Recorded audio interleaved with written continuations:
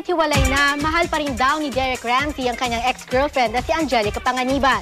Si Angelica naman ay tila ayaw pag-usapan ng breakup nila ni Derek. Ang Starbite sa Teddy Katatibayan. 6 na taon man ang nilakbay ng kanilang relasyon, nauwi pa rin sa hiwalayan ng pagiging magkasintahan ni Angelica Panganiban at Derek Ramsey. Kinumpirma mismo ni Derek ang breakup sa kanyang Twitter account. Pero kahit hiwalay na, nananatili pa rin daw ang kanilang respeto sa isa't isa. Sabi pa ng model actor, wala raw nasayang na panahon sa pagmamahalan nila ni Angelica.